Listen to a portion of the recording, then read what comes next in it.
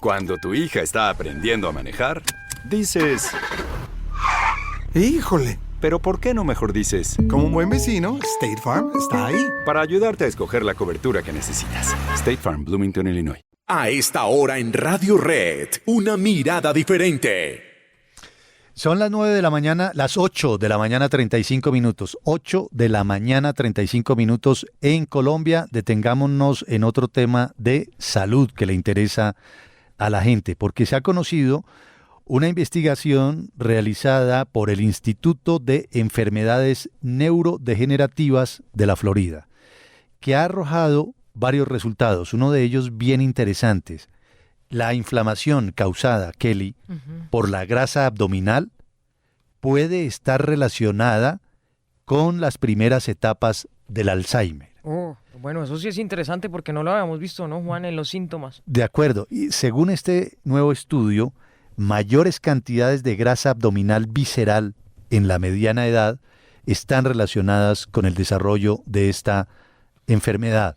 La investigación estuvo a cargo de la Sociedad Radiológica de América del Norte y ha revelado precisamente ese hecho que nos permite mirar también otra arista del Alzheimer. Para ayudarnos a comprender los alcances de este informe y de lo que ello podría significar también, nos acompaña Sol Vilaro, que es la directora del Departamento de Nutrición del Instituto de Neurología Cognitiva de Argentina. Bienvenida, señora Vilaro, gracias por acompañarnos aquí en Radio Red, una mirada diferente. Bueno, ya estableceremos contacto entonces con ella nuevamente. Es un informe bien interesante porque, Kelly, para este estudio los investigadores compararon las resonancias magnéticas cerebrales de 54 personas de entre 40 y 60 años con sus niveles de grasa abdominal, índice de masa corporal, obesidad y resistencia a la insulina. Señora Sol Vilaro, bienvenida a Radio Red. ¿Cómo está usted? ¿Me escucha? Muy bien. Muchas gracias por la invitación. Gracias por su tiempo. Es usted muy amable. Cuéntenos más de los hallazgos de esta investigación. ¿Qué podría significar esa relación entre la grasa abdominal y el Alzheimer?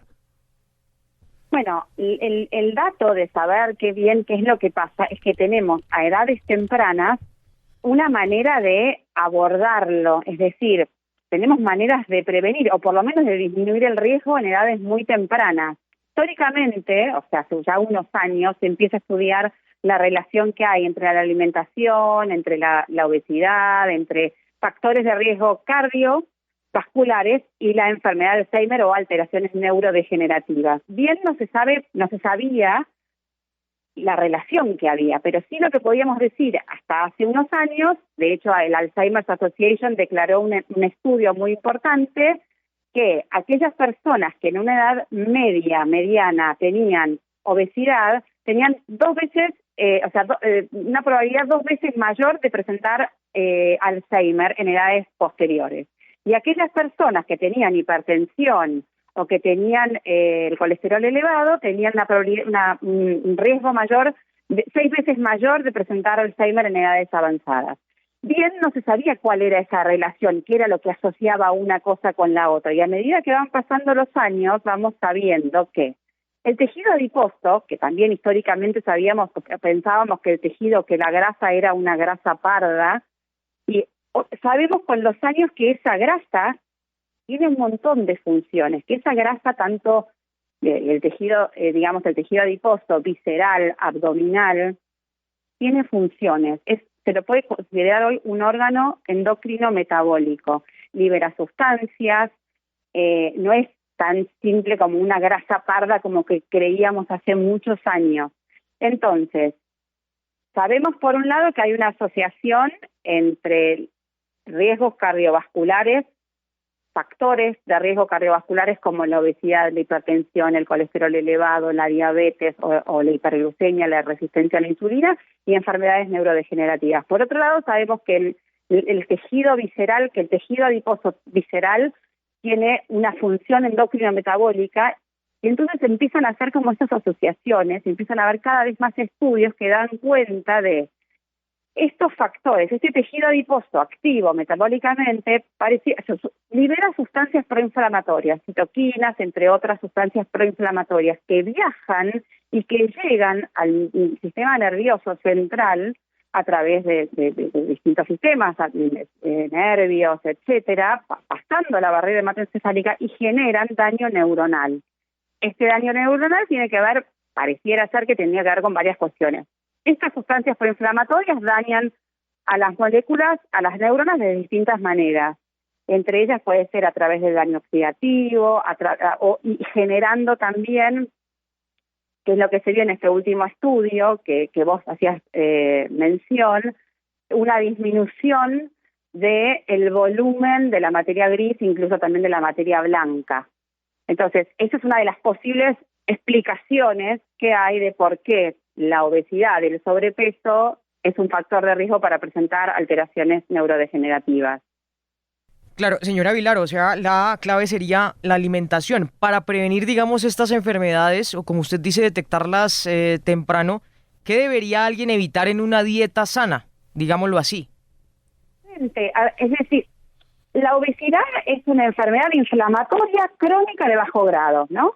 Por un lado tenemos la inflamación necesaria para hacerle frente a un microorganismo, un patógeno, pero la obesidad y esta grasa visceral lo que genera es una inflamación crónica de bajo grado y esto terminaría dañando a nivel cerebral. Ahora, también la obesidad es un problema, es un trastorno, una enfermedad multifactorial que debe ser abordada no solamente desde la alimentación, que por supuesto que es una pata importantísima, y la calidad nutricional, y después, si me permiten, les explico por qué la calidad nutricional, no solo el descenso de peso, pero también es importante la actividad física, también es importante, hay nuevas medicaciones que también son buenas para esto, porque es multifactorial, y de hecho, con los años nos cuesta muchísimo bajar los índices de obesidad, y cada vez tenemos índices de obesidad, tasas de obesidad mayores. Entonces no es tan simple como modificar la alimentación, porque uno, digamos, no solo es muy difícil cambiar los hábitos alimentarios en una persona que llega al punto de tener obesidad. Es muy difícil cambiar los hábitos, no solo se aborda desde lo nutricional, sino también desde lo emocional, desde lo conductual, desde la actividad física. Es decir, sin duda hay que cambiar hábitos, pero para cambiar hábitos digamos, el abordaje es muy complejo y tiene muchas aristas. Entonces, sí, desde ya que la alimentación es importante, pero a veces la mayoría de las personas que tienen sobrepeso, obesidad, saben qué es lo que tienen que comer. Sin embargo, por algún motivo o por otro, cuesta ese cambio de hábito. Entonces, claro, es como más complejo el abordaje. Uh-huh. Claro, no solo el hábito, el cambio de hábitos, sino lo emocional tendría que estar entonces prioritariamente sobre la mesa, ¿no? Sí, porque, digamos, uno no solamente come porque tiene hambre o deja de comer porque está saciado, sino que uno come por otros motivos que tienen que ver con emociones. Uno come porque está triste, uno come porque está contento, uno come porque está aburrido, uno come porque está en una fiesta y es gratuita la comida, entonces come más. Uno come porque va al cine y entonces nosotros tenemos acá el hábito en la Argentina de ir al cine y comer pochoclos. Y comemos algo que por ahí no es algo que a uno le encanta, pero tenemos ese hábito de ir al cine y uno se termina comiendo una cantidad de pochoclos que por ahí no lo hace por hambre, lo hace porque es un hábito, es una costumbre ir al cine y comer eso. Entonces, es muy complejo el abordaje de la obesidad y la parte emocional y la parte del contexto que tiene que ver con también el mundo obesogénico que nos encontramos con un montón de oferta alimentaria, con un montón de casas de comida rápida, con el ritmo acelerado que llevamos, se nos hace difícil tomarnos el tiempo para almorzar y cenar de manera saludable, la preparación de las comidas, es decir, es la parte emocional y la parte del contexto también que influye en la conducta alimentaria. Déjeme, si usted me lo permite, doña Sol Vilaro, abrir un paréntesis a propósito de algo que usted acaba de decir y que a mí siempre me ha generado inquietud. ¿Por qué cuando vamos a cine nos atiborramos de comida? Si normalmente uno puede ver en la casa, por decir algo, un documental, una serie, una película, sin meterse ahí ese poconón de maíz, de palomitas de maíz, que creo que es el pochoclo que usted menciona, ¿cierto? Sí. Exacto, Dulce y palomitas de salado. maíz, tal cual. Exactamente. ¿Por qué lo hace uno? ¿Cuál es la conexión allí entre lo emocional y el estómago? Es un poco esto que te decía de el contexto. El contexto me refiero hay procesos mentales, las funciones cognitivas, procesos mentales que también influyen en la conducta alimentaria. Es decir, lo que percibimos, si prestamos atención o no prestamos atención, la memoria, todo eso influye, aunque no parezca, en la conducta alimentaria. Entonces, lo que percibimos puede ser las palomitas de maíz que nos venden antes de entrar al cine, o puede ser un buffet de comidas, esta oferta de cuando uno entra a un restaurante o a estos hoteles donde hay mucha oferta alimentaria y uno termina comiendo más de lo que uno comería en su casa. ¿Por qué? Porque porque uno lo percibe, porque como digamos el contexto hace a esa conducta alimentaria. Hay estudios que dan cuenta de que uno come, por ejemplo, cómo influyen los otros en la conducta alimentaria. Uno come más cuando está con amigos o con familiares en un contexto, digamos, de evento social, que cuando uno está... hay otros estudios que dan cuenta de que no. Hay gente, por ejemplo, no me quiero meter en el tema de los trastornos de la conducta alimentaria, porque ya nos iríamos para otro tema. Claro. Hay gente que come... Pero me refiero a que hay estudios que dan cuenta de cómo los otros, o sea, la cognición social influye en la conducta alimentaria, lo que percibimos, por ejemplo, en los supermercados o en las tiendas de comida, las promociones del 2x1 o de la segunda unidad a un 50% o 70%, influyen en la conducta alimentaria. Son cosas que tal vez, digamos, nos salen, ¿por qué? Porque nos llama la atención, porque uno... se dispersa porque uno no pone atención dirigida hacia una meta. Por ejemplo, si uno la meta es comer menos y la conducta la dirige hacia ahí y es consciente, debiera tomar ciertos recaudos al momento desde hacer las compras, preparar el menú y luego comer la ingesta. Pero hay cosas que dispersan automáticamente la atención. Por ejemplo, las góndolas de los supermercados. Claro. Con estas ofertas, con estas... Bueno, este es como también el contexto influye en la conducta alimentaria.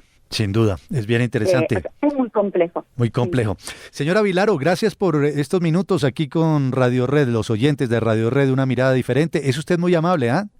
Gracias por su tiempo. Bueno, muchas gracias por la invitación. A usted por aceptarla. Doña Sol Vilaro, que es directora del Departamento de Nutrición del Instituto de Neurología Cognitiva de Argentina. Hay otra pista más entonces, Kelly y oyentes, ¿no? La inflamación causada por la grasa abdominal puede estar relacionada con las primeras etapas del Alzheimer y obviamente pues se une ya a lo que se venía investigando, el riesgo cardíaco, la obesidad, la diabetes, tienen relaciones con las enfermedades neurodegenerativas. Sí, porque fíjese, lo que decía también la doctora, es importante lo de la alimentación y el estudio que es importante si los oyentes quieren echarle ojo porque es para personas mayores de 40 años. Lo hicieron para mayores de 40 años con mayor cantidad de grasa abdominal, es decir, no es una persona que tenga una barriguita ni tal, sino que, como decía la doctora, tiene un problema ya de obesidad. Ese estudio dice que estas personas tienen una mayor cantidad de una proteína anormal que se llama amiloide en una parte del cerebro que sabemos que es uno de los primeros lugares pues donde ocurre el Alzheimer. Por eso llegaron hasta ahí. Por eso llegaron a ese punto. Bien, bueno, es bueno que le vayamos siguiendo la pista a una de las enfermedades más crecientes de nuestro tiempo, el Alzheimer.